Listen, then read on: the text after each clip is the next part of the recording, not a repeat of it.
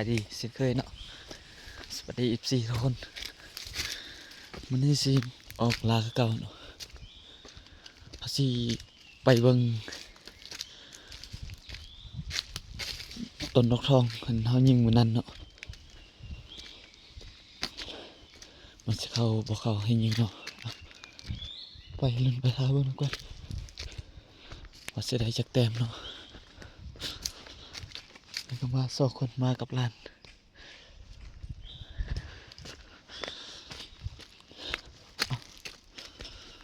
ไปเบิ่งแล้วกันสิได้บ่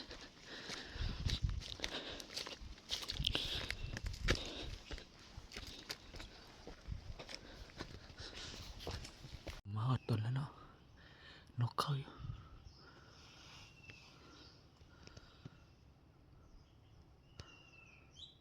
ต้นเก่า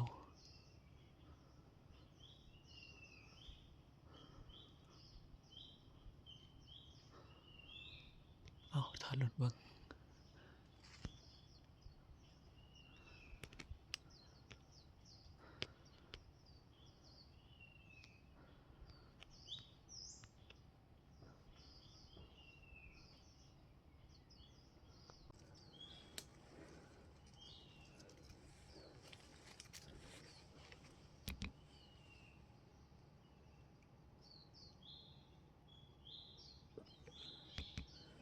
นกหัวขาว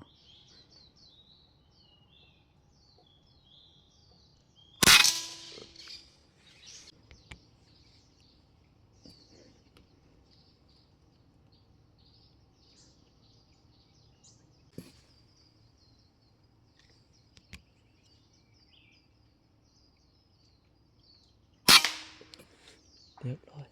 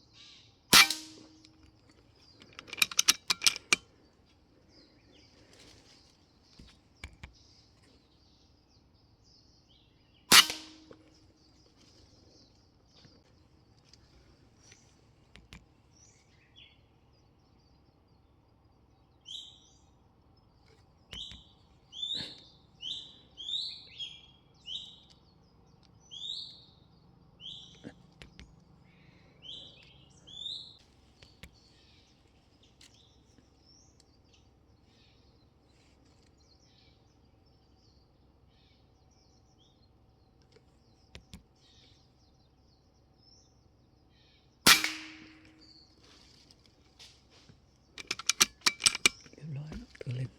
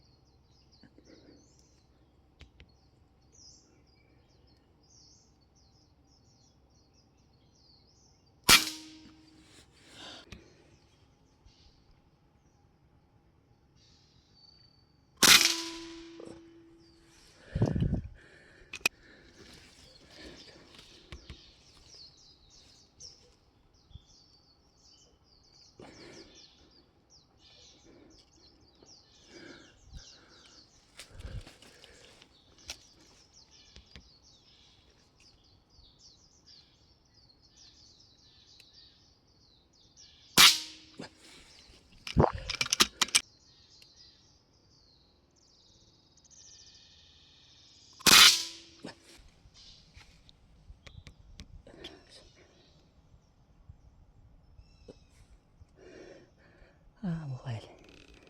ยังไปมาเมื่อย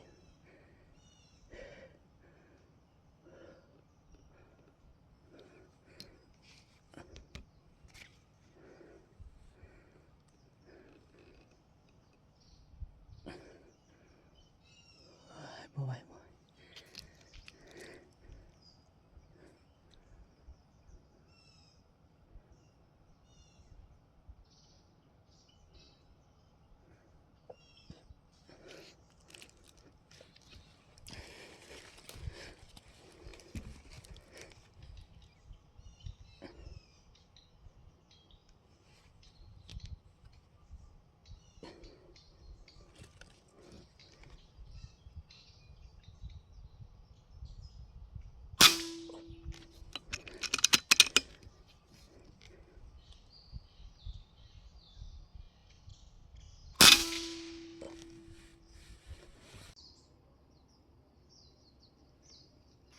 ตกตกว่ะมันทึ่ว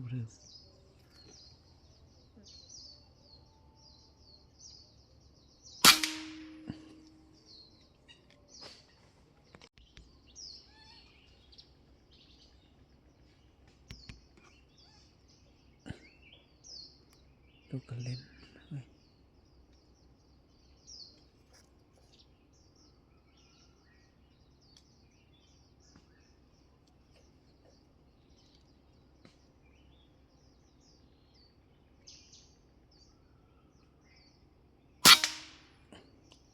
เฮ้ยนี่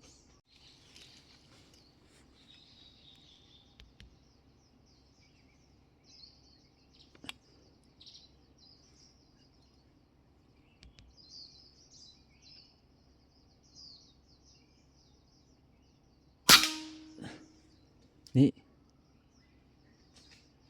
อ้าวทีนี้ก็9 โมงปลายแล้วเนาะมาท่ามันนกแซวเข้าต้นเอายิงมันนั่นแต่มันไปมาอยู่มันยิงไปมาอยู่ค่อนข้างเข้าลายอยู่แต่ยิงทั้งตัวเล่นแล้วก็นกแซวแล้วก็นั่นบังนกหัวข้าวมันยังกับเขา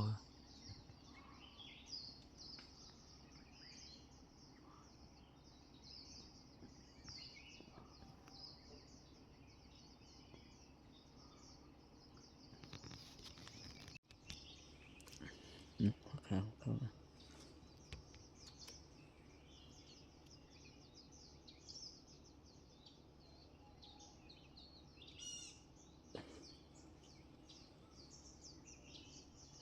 นกแซว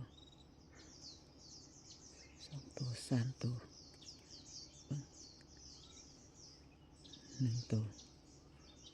2 ตัว 3 ตัวโอ้ยยิงตัวได้เนาะเอาตัวนี้ซะ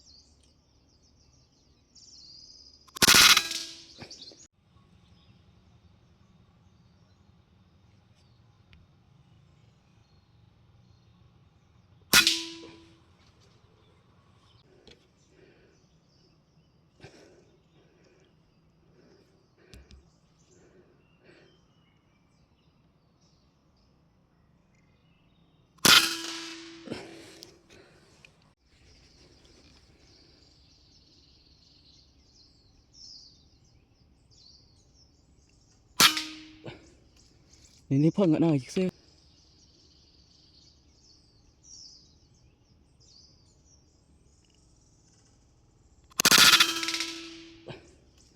นี่นี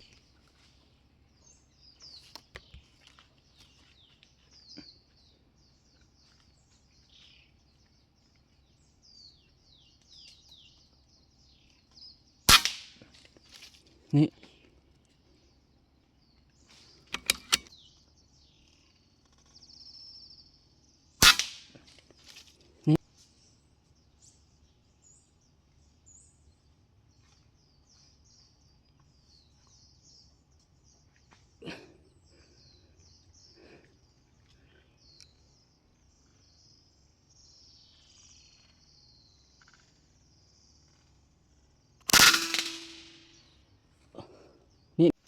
อ้าวเดี๋ยวนี้ก็10ปลายโมงแล้วเนาะสิกลับแล้วเนาะบ่เข้าเลยเดี๋ยวนี้เพราะเขาก็ยิงลายเติบอยู่ยิงไปมาอยู่มันมีลายต้นนะยิงต้นนี้พัดว่าเข้าต้นลมเนาะก็ได้จักตกเท่าไรวะแหละลานเก็บอยู่ลมหันมันมีผู้เก็บอยู่ลมหันแล้วก็มีเฮาสิกลับแล้วอยากเข้าแล้วบ่ได้เข้าเศร้าบ่ได้เข้ามาเบิ่งถ้ามีโอกาสหน้าแล้วก็สิไปอีกเลยเบิ่งมันขนาดมาได้เศร้ามันคักอยู่เกี่ยวก็มา8-9 โมงแล้ว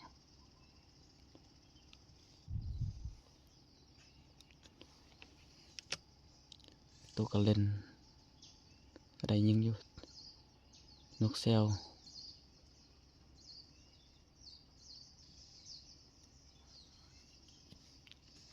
อ่ะสินับเบิ่งผลงานเนาะนกแซว1ตัวเนาะ2 3 4 5 6 7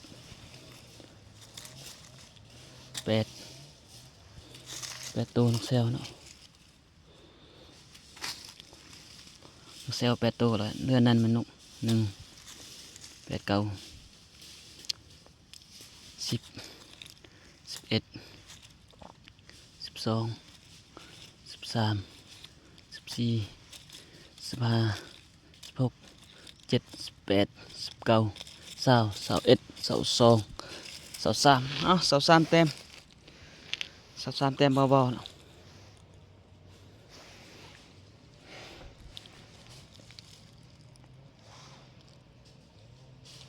มีโอกาสแล้วก็ไปอีกครับโอ้หมักกอกความหมาย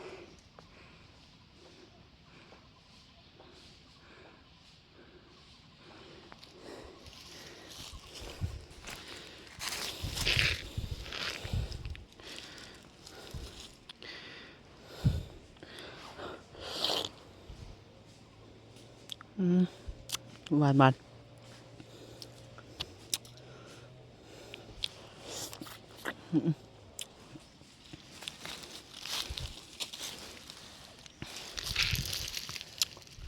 ความลายเก็บได้เป็นเป้า